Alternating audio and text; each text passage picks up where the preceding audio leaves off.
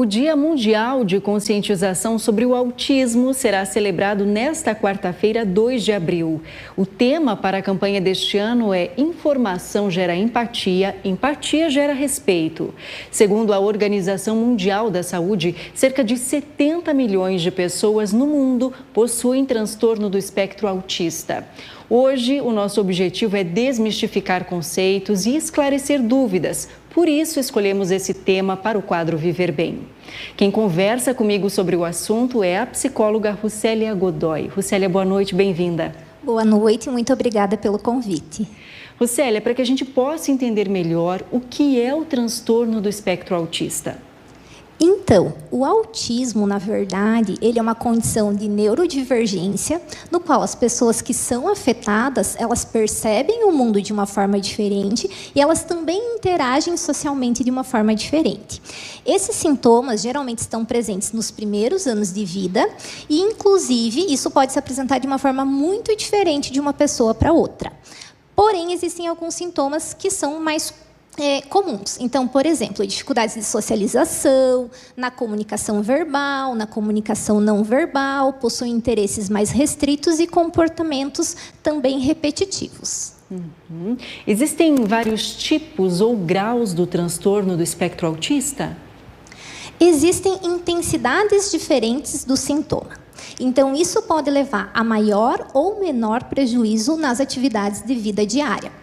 Nós falamos que existem 3 níveis de suporte, então o 1, o 2 e o 3. Sendo que o 1, ele seria caracterizado por menor necessidade de apoio.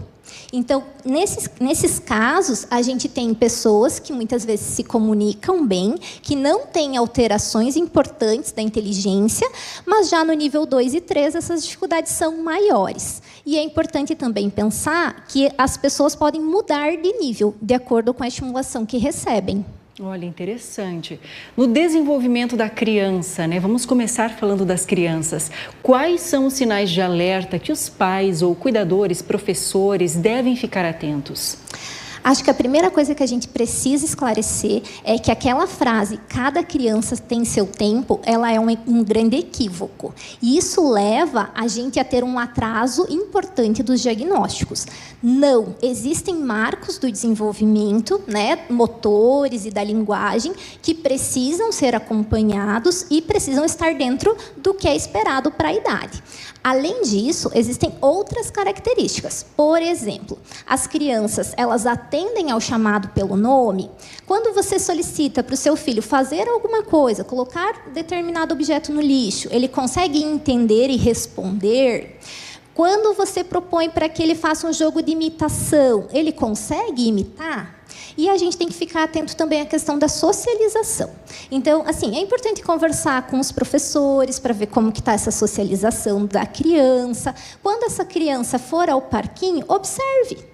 Observa se ela vai até as demais crianças, ou se ela prefere brincar isolada, ou se ela prefere ficar mais na companhia dos adultos. É importante pensar em como que essa criança brinca, se ela realmente dá função a esses brinquedos, ou ela prefere colecionar, ou, de alguma forma, organizá-los, Existem, enfim, comportamentos motores repetitivos de mãos e de corpo. Então, existem uma infinidade de coisas que precisam ser observadas. Somente um sintoma não vai ser, então, feito o diagnóstico de TEA e também não precisa de todos os sintomas para o diagnóstico. Cada caso é um caso. Exatamente. Falamos das crianças, mas hoje a gente vê muitos diagnósticos em adultos, Adultos que não receberam o diagnóstico aí no momento esperado ou na infância e que ao longo da vida enfrentaram dificuldades e hoje receberam o diagnóstico. Isso realmente vem acontecendo mais, Rucélia?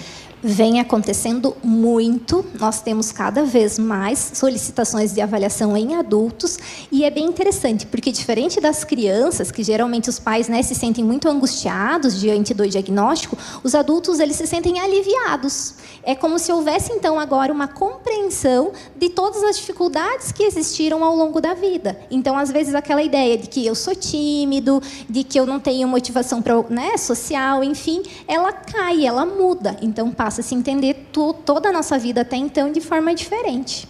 É importante explicar sobre o diagnóstico, né? Quando os pais suspeitam aí do transtorno, como você disse, alguns sinais ou sintomas, né? Quais os profissionais que podem auxiliar essa família em um diagnóstico concreto e correto sobre o autismo? Eu acho que a primeira orientação é conversar com o pediatra, para que o pediatra possa, né, falar para os pais se esses comportamentos observados são típicos da fase ou não. Existe também a possibilidade de que se converse com profissionais da saúde mais especializados, como, por exemplo, neurologista, psiquiatra, e os psicólogos, eles também realizam um processo de avaliação neuropsicológica que vai fazer uma compreensão dos sintomas e também vai chegar à conclusão se existe ou não algum diagnóstico. Isso que eu ia te perguntar, o tratamento também envolve uma equipe multidisciplinar, não é apenas um profissional. É importante que essas famílias estejam aí rodeadas de profissionais que possam auxiliar no desenvolvimento dessa criança. Exatamente. Então, qual é a questão do tratamento? Não existe um tratamento único, né? Não existe um medicamento para o autismo, assim como tem, por exemplo, para o TDAH. A gente precisa pensar qual é a dificuldade que aquela pessoa possui e, a partir disso, o tratamento vai ser orientado de forma diferente. Então, pode ser que precise de fono, pode ser que precise de psicólogo, de terapeuta ocupacional, de psicopedagogo. Então, é pensado individualmente, caso a caso. O tratamento adequado, Ruceli, a compreensão da família, tudo isso é muito importante para que a criança possa ter um bom desenvolvimento e uma convivência em sociedade?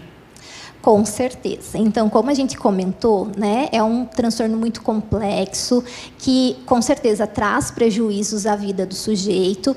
Então, somente as terapias não irão resolver. A gente precisa muito da ajuda da família, quem vai estar diariamente com essa criança, que vai precisar manejar alguns comportamentos, que vai precisar ajudá-la a interagir, né? Então, assim, a família, o apoio da família é essencial.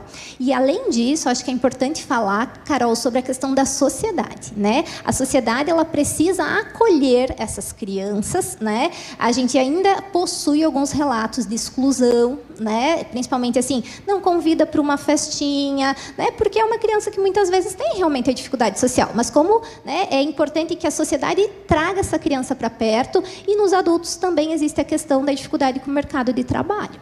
Então, são ainda tabus que precisam ser quebrados quando a gente fala do autismo. Com certeza, né? Socialmente a gente precisa ter uma compreensão do que é, né? Desmistificar realmente a questão de que são pessoas agressivas, né? Que não gostam de pessoas, que não têm sentimentos, que tudo isso é um grande equívoco, né? E para que então a gente possa realmente conviver melhor e dar espaço a essas pessoas. Que a empatia gere respeito, né? Esse é o objetivo, inclusive o tema da campanha desse ano.